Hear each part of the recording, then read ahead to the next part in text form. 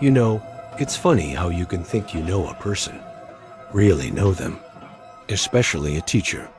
You see them 5 days a week, 180 days a year. They grade your papers, they tell you stories. They become part of the background radiation of your life. Mr. Abernathy was more than that, though. He wasn't just background noise. At Northgate High, Mr. Abernathy was a legend. He taught American history, but what he really taught was storytelling. He'd lean against the edge of his desk, his tweed jacket a little worn at the elbows, and he wouldn't just talk about the Civil War. He'd make you feel the bitter cold at Valley Forge, the humid tension of the Cuban Missile Crisis. He was the cool teacher, the one who treated you like an adult, who'd ask about your weekend and actually listen to the answer. Everyone, and I mean everyone, loved Mr. Abernathy. I probably looked up to him more than anyone, which makes what I found out so much worse. It started, like most problems in high school, with my grades. I was pulling a solid C+ in his class, and with college applications breathing down my neck, I needed to do something about it. So I stayed after class one day. "Mr. A?" I said, hovering by his desk. He looked up from a stack of papers, and that easy smile of his instantly appeared. "Jake, what can I do for you? Don't tell me you're here to debate the historical inaccuracies of National Treasure again." I managed a weak laugh. "No, sir. I was, wondering if there was any extra credit I could do. My grade's not looking so hot." He stroked his chin, which was peppered with distinguished gray stubble. "Extra credit, huh? You know I'm not usually a fan. History isn't about cramming. It's about understanding." He paused, tapping a pen on his desk. "But I might have something. It's a bit unorthodox." My ears perked up. "I'm up for anything. Our school," he began, leaning forward conspiratorially, "is old. Older than the town library. There's an archive room down in the basement, next to the boiler room. It's a disaster zone, filled with old records, yearbooks, town newspapers, you name it. The school board wants it all digitized, but they don't have the budget. How about this? You go down there, pick a decade, say, the 1980s, and write a paper about what life at Northgate was like back then. Use the primary sources you find. Photos, articles, whatever. Do a good job, and I'll bump you up a full letter grade." I was ecstatic. It sounded way better than writing another essay on the Federalist Papers. "Seriously? That's awesome. Thank you, Mr. A." He pulled a single, old-fashioned brass key from his drawer. "There's only one key. Don't lose it. And Jake," he said, his expression turning serious for a moment, "it's a mess down there. Be careful. And don't tell anyone I'm letting you do this. It's off the books." That should have been the first red flag, right? The secrecy. But I was 16. Secrecy just made it cooler. The next day, I went down to the archive. The door was thick, wooden, and painted a faded institutional green. The key turned with a loud, grating clank. The air that hit me was thick and smelled like a million old books slowly turning to dust. He wasn't kidding. The place was a tomb of forgotten memories. Boxes were stacked precariously to the ceiling. Old trophies for sports no one played anymore sat tarnished on shelves. A thick layer of gray dust coated everything. It was perfect.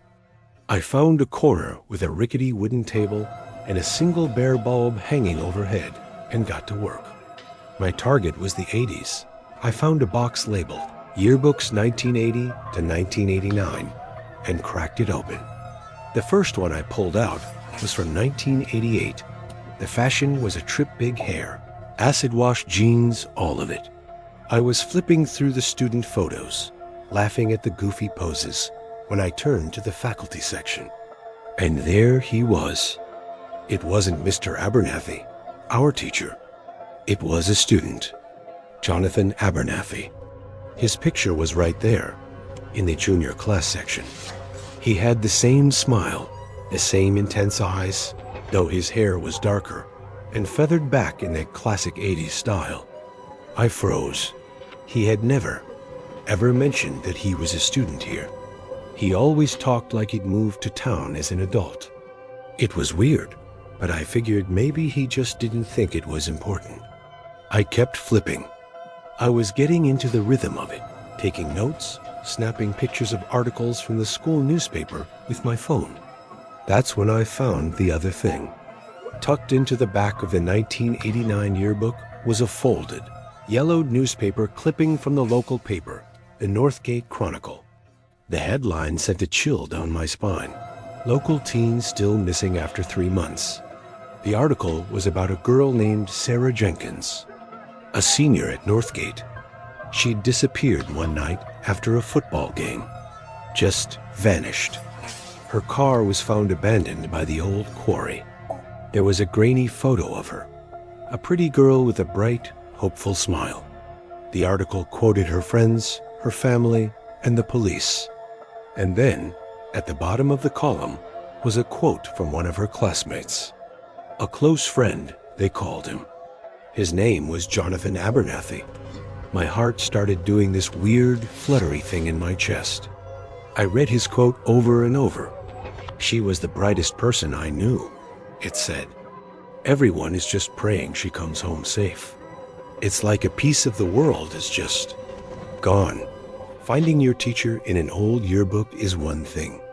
Finding out he was a close friend of a girl who disappeared and was never found, that was something else entirely. It felt heavy. I packed up my stuff for the day, the dusty air suddenly feeling colder, more suffocating. When I saw Mr. Abernathy in class the next day, I couldn't look at him the same way. Every easy smile, every casual gesture seemed different, calculated. I was probably just being paranoid, right? It was a tragedy from 30 years ago. He was a teenager. It had nothing to do with the man teaching my history class. But I couldn't let it go. My extra credit project became an obsession. I wasn't researching the 80s anymore. I was researching Sarah Jenkins. I spent every afternoon in that dusty archive. I found more articles. Sarah was a straight-A student. She was on the debate team. She was going to go to Georgetown. She was perfect. The police had no leads, no suspects. After a year, the case went cold. She was just gone. One afternoon, I was digging through a box of old-school record stuff that was probably supposed to have been shredded decades ago, and I found a disciplinary file. It was for Jonathan Abernathy, dated October 1988, just a month before Sarah disappeared. He'd gotten into a fight, a bad one. He'd broken another student's arm. The report described him as having a volatile temper that he hid under a veneer of charm. The words leapt off the page. Veneer of charm. I was so engrossed, I didn't hear the archive door creak open. Finding anything interesting, Jake? I jumped so hard, I nearly knocked over a stack of boxes. It was Mr. Abernathy. He was standing in the doorway, that same easy smile on his face, but it didn't reach his eyes. His eyes were fixed on the file in my hands. Oh, hey, Mr. A, I stammered, trying to casually slide the file under a textbook. Yeah, just, you know, school life in the 80s. It's pretty wild. He stepped into the room, letting the heavy door swing shut behind him with a deep, echoing thud. The sound seemed to seal us in. Wild how? He asked, his voice quiet. He started walking slowly towards my table, his footsteps unnervingly silent on the concrete floor. Just, the clothes, the music, the fights, I said, my voice cracking on the last word. He was standing right in front of me now, looking down at my table. He wasn't smiling anymore. You know, Jake, I've been thinking, maybe this project wasn't such a good idea. stirring up all this old dust. People should let the past stay in the past, don't you think? My blood ran cold. This wasn't a casual conversation. This was a warning. I guess, I mumbled, my eyes darting towards the door. He saw the look. He took a step to the side, blocking my path. You're a curious kid. I've always liked that about you. But curiosity, it can lead you to places you're not supposed to be. Places that are locked for a reason. He gestured around the dusty room. Like this. My mind was screaming. The file, the newspaper, the fight, the disappearance. It was all swirling together into a single horrifying picture. He was a kid with a violent temper. She was his friend. She vanished. What happened to her? The words came out of my mouth before I could stop them. A hushed whisper. Sarah Jenkins. The name hung in the air between us. The change in him was instantaneous. The mask of the friendly teacher didn't just slip. It shattered. The face that looked back at me was cold, hard, and utterly devoid of warmth. It was the face of a predator. She was going to tell, he said, his voice flat, chillingly calm. She saw that fight. She saw what I was really like. She was going to tell everyone, her parents, the principal, that I wasn't the charming, perfect boy everyone thought I was. She was going to ruin my life. I started backing away, my chair scraping loudly against the floor. So you stopped her. I tried to talk to her, he said, taking a slow step towards me for everyone I took back. That night, after the game, down by the quarry, I just wanted to make her understand. But she wouldn't listen. She just kept screaming. He sighed, a sound of mild annoyance, as if recalling a bothersome chore. So I made her stop. My back hit a stack of boxes. I was trapped. You killed her. I preserved my future, he corrected me, his voice dangerously low. I became the grieving friend. I became the boy who overcame tragedy. I went to college. I became a teacher. I came back here, to the one place where the last loose end was buried. I could keep an eye on things, make sure the past stayed buried. He gestured at the files around us. And it worked. For 30 years.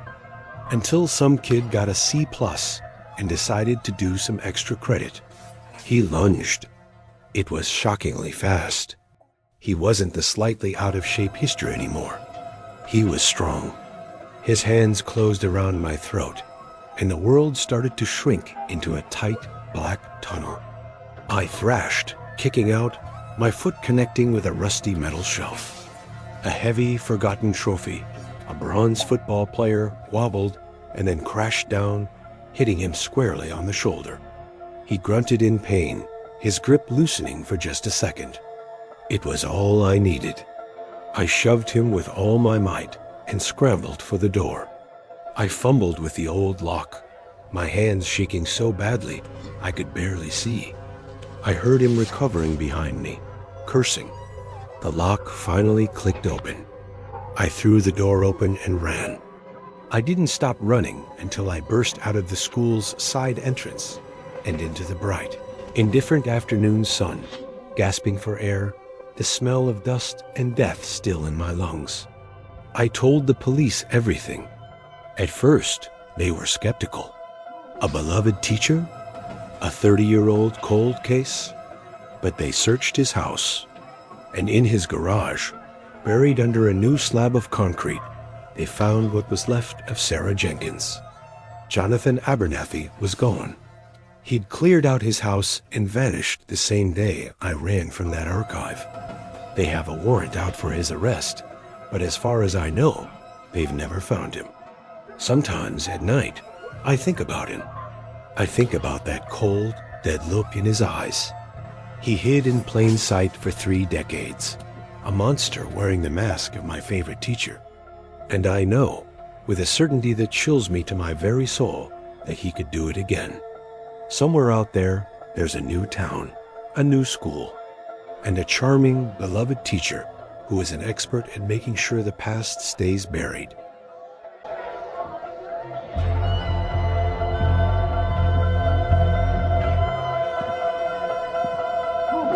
When you're fresh out of teacher's college, you have this image in your head. You're gonna be one of those cool, inspiring teachers from the movies. You're gonna change lives, open minds. You're not thinking about the politics, the paperwork, or the weird, unsettling vibes of a town that time forgot. That's what I wasn't prepared for. The vibes. My first job was at Blackwood Creek Elementary. It was a good 40 miles from the nearest real town, a tiny dot on the map, nestled in a valley thick with pine trees. The school itself was old but well kept, a single-story brick building that looked like a postcard from the 1950s. The pay was decent, and they offered housing, a small cottage just down the road. It seemed perfect, a quiet place to start my career. The quiet I would learn was the most dangerous thing about it. The principal was a woman named Miss Albright. She was tall and severe, with her gray hair pulled back in a bun, so tight it looked like it hurt. She ran the school with an iron fist. There were rules for everything: how the kids lined up for lunch, which songs they were allowed to sing in music class, mostly old, somber hymns I'd never heard before, how their desks had to be arranged. Everything was about order, tradition, and obedience. The other teachers, 3 women who had all lived in Blackwood Creek their entire lives, moved like they were walking on eggshells around her. They were polite to me, but distant. It was like they had a secret I wasn't allowed to know. But it was the kids who were the strangest. They were too well behaved. There was no shouting on the playground, no note passing in class, just a quiet, watchful obedience, especially when Ms. Albright was around. They seemed terrified of her, all except one, a little boy in my 2nd grade class named Samuel. He was a quiet, withdrawn kid with big, soulful eyes who spent most of his time drawing. His pictures were disturbing, twisted, stick figure people standing under a dark, scribbled-out sun. Sometimes he'd draw a tall, shadowy figure with long, spindly arms, hiding behind the trees. He called it the Whispering Man. One day, during recess, I saw Ms. Albright corner him by the old iron swing set. I couldn't hear what she was saying, but her voice was low and intense. Samuel was just staring at the ground, his little shoulders shaking. When she finally walked away, he looked up, and his eyes were filled with a kind of primal terror I'd never seen in a child before. I ran over to him. "Samuel, honey, are you okay? What did she say to you?" He wouldn't answer. He just clutched a smooth, black river stone in his hand and whispered, "The bell is coming for me." I had no idea what that meant. I tried asking the other teachers about it, but they just clammed up. "Oh, that's just a silly local story," one of them said, refusing to meet my eyes. Pay it no mind. The weirdness all seemed to revolve around the upcoming Harvest Festival. The entire town was obsessed with it. Ms. Albright held special assemblies, talking about honoring the town's founders and the debt they owed to the land. It all sounded like typical small-town pageantry, but there was a dark undercurrent to it I couldn't shake. I was the teacher who was supposed to be in this classroom before me. His name was Mr. Evans. The official story was that he'd had a nervous breakdown just before last year's festival and had to leave.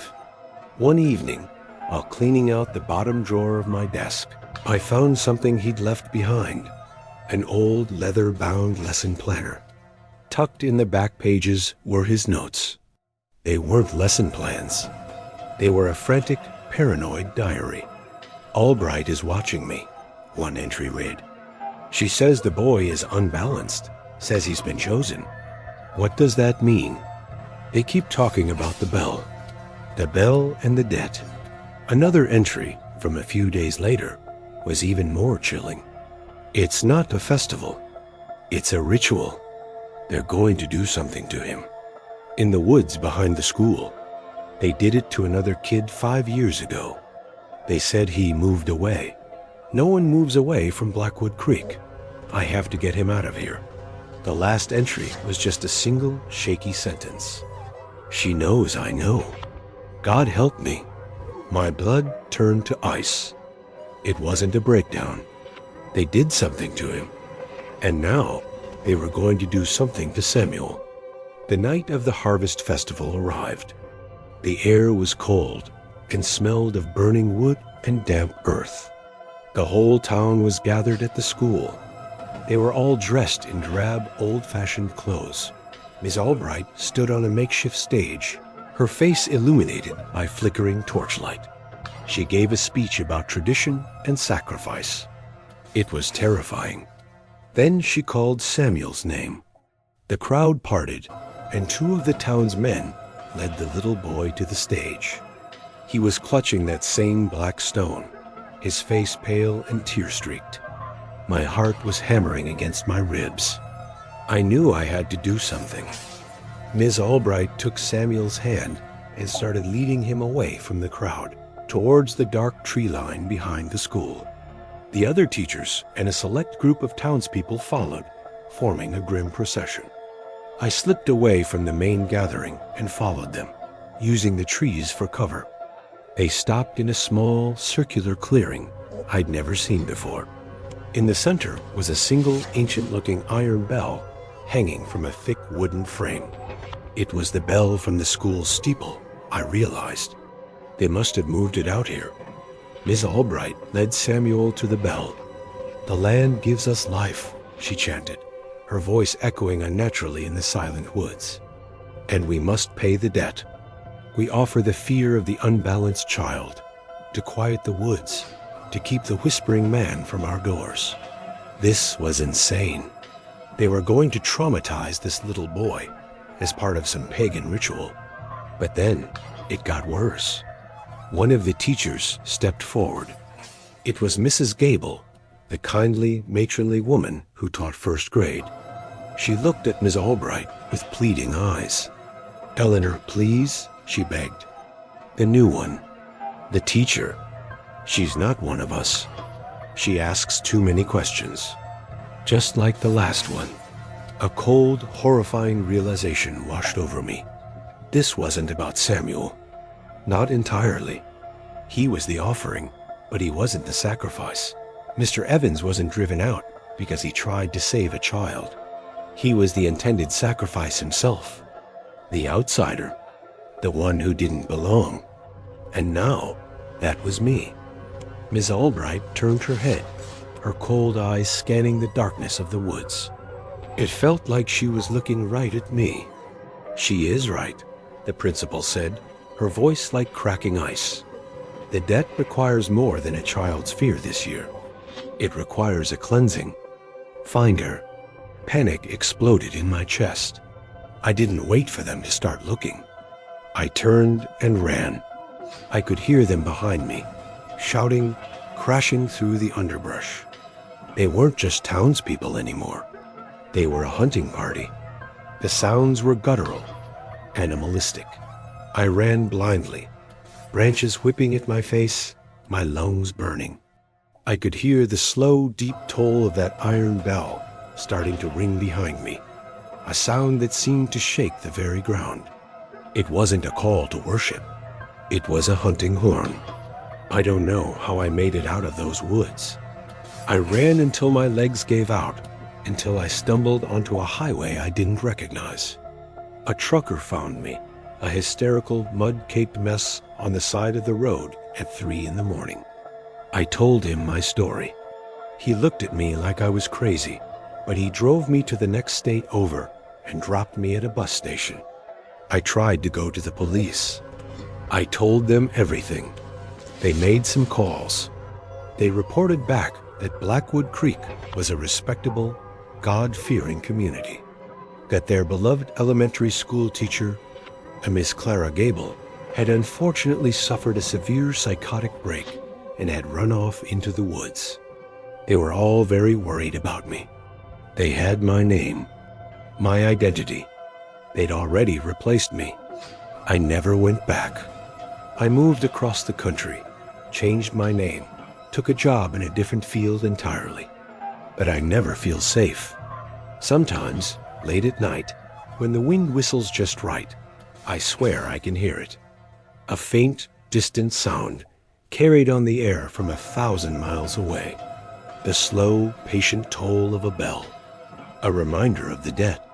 And I know, with every fiber of my being, that they are still looking for me.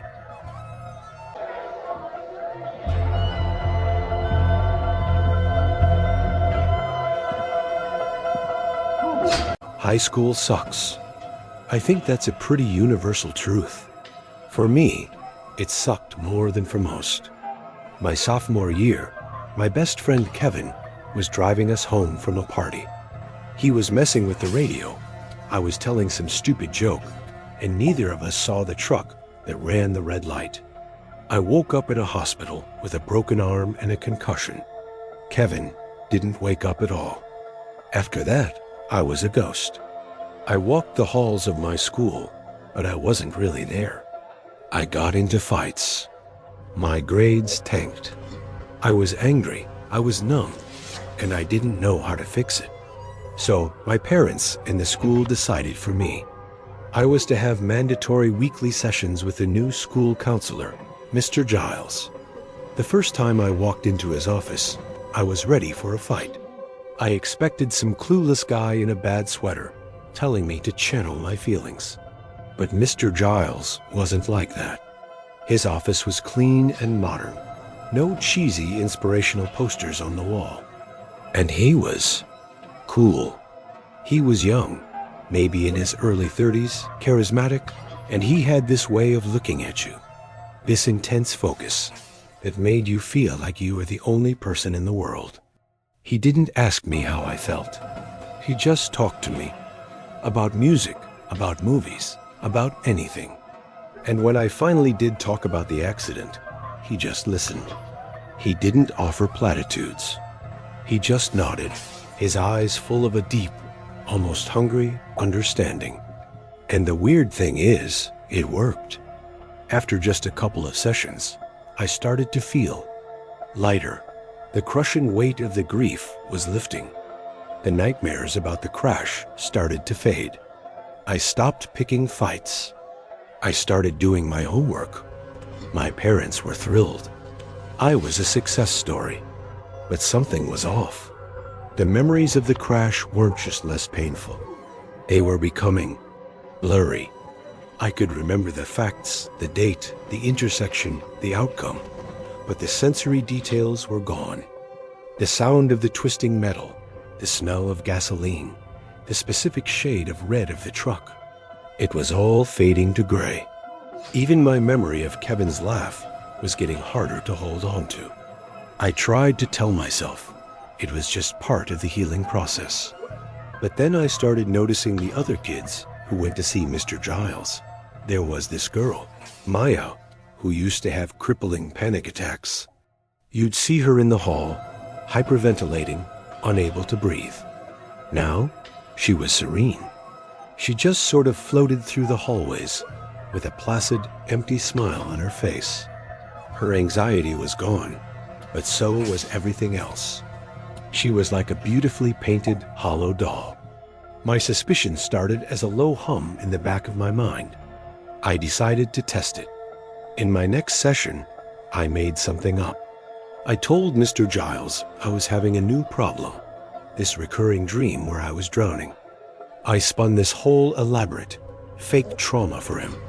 And as I was telling him, I watched his eyes.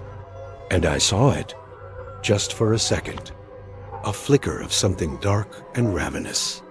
It was a look of intense, predatory hunger. The look of a starving man sitting down to a feast. That night, I couldn't sleep. The image of his eyes was burned into my brain.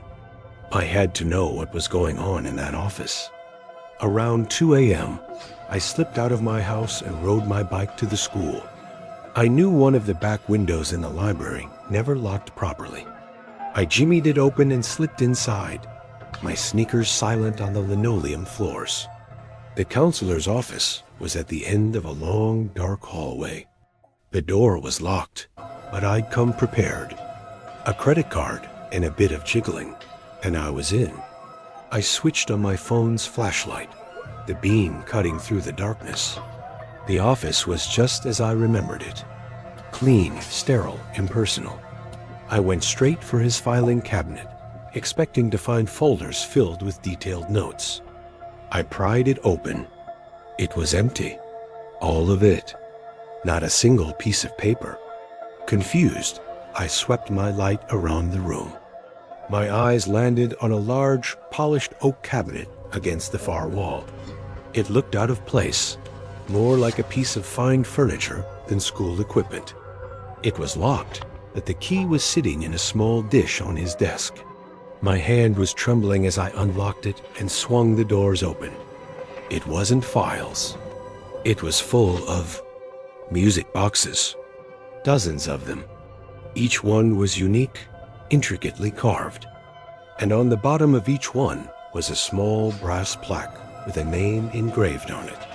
Maya Garcia, Ben Carter, Liam Shaw. These were all kids I knew had been seeing him. And then I saw it. In the back, a simple darkwood box. On the bottom, it read, Alex Carter, my name. With a sense of absolute dread, I picked it up. My fingers fumbled with the tiny latch. I lifted the lid. It didn't play music. A sound came out of it, faint and tinny. A sound I knew all too well. It was the sound of screeching tires, the horrifying crunch of metal, and underneath it all, a faint, ghostly whisper. It was Kevin's voice from right before the impact. He was laughing at the joke I'd just told. I dropped the box. It clattered on the floor, the horrible sounds still pouring out of it. My memories, my trauma, my last moment with my best friend. It was all in that box. He hadn't healed me. He had siphoned it out of me. He had stolen it. I find they retain the emotional resonance so much better this way. The voice came from the doorway. I spun around, my flashlight beam landing on Mr. Giles. He was standing there, perfectly calm, a slight, curious smile on his face. He wasn't surprised to see me. What are you? I stammered, backing away. A connoisseur, you might say, he said, stepping into the room and closing the door behind him. Most people run from pain. They see it as something to be avoided, medicated, buried. I, on the other hand, I appreciate it. I find it nourishing. The raw, unfiltered agony of a teenager, that's a vintage you just can't find anywhere else. It was insane. He wasn't human, or at least not entirely. He was some kind of psychic vampire, and this school, full of anxious, hormonal, traumatized kids, was his personal pantry. You're a monster, I whispered. He actually chuckled. Am I? Look at Maya. She's happy, isn't she? Peaceful, free from the burden of her own mind. I take away their pain, Alex. I consume it. And in return, I give them peace. A quiet, empty peace. It's a fair trade, isn't it? He took a step closer. You were so full of it. That delicious, potent cocktail of guilt and grief. It was one of the finest meals I've had in years. But you've discovered my pantry. So now we have a problem. He laid out my options as if he were discussing the weather. I could let him finish. He could take the rest of it. The suspicion, the fear, the memory of this night. I could walk out of his office and be just like Maya, blissfully, peacefully empty. Or I could try to leave with my memories intact. But if you choose that, he said, his smile widening, showing just a bit too many teeth, you should know that I can't have you telling anyone my secrets. My diet is a private matter. I didn't need him to spell it out. I looked at the cabinet full of music boxes, full of stolen souls. And I chose to run. I threw a heavy textbook from his desk right at his head. He ducked, and in that moment of distraction, I bolted for the door, ran down the dark hallway, and burst out of the school. I ran all the way home, my heart feeling like it was going to explode out of my chest. I tried to tell my parents. They thought I was having a breakdown, a delayed reaction to the trauma. I tried to tell the principal. She told me Mr. Giles was a miracle worker and that perhaps I needed more intensive therapy. No one would believe the story of the memory-eating monster in the counselor's office. I forced my parents to let me transfer schools. We moved to a new town at the end of the year. I started over. I never told anyone the full story again. But I'm not fixed. He didn't get it all. He left me with this, the fear, the knowledge of what he is. And I know he's still out there. In some other school, in some other town, there's a charismatic counselor in a clean, modern office. He's leaning forward, his eyes full of that deep, hungry understanding, telling some broken kid that everything is going to be okay. He's a healer, a miracle worker, and he is always, always hungry. And that's all for tonight. Remember, the most terrifying monsters are the ones that look just like us, the ones who might even live right next door. If these stories serve as a good reminder to trust your instincts, then show your support and like and subscribe. Hitting that bell means you'll get a warning before the next nightmare begins. Sleep well, if you can.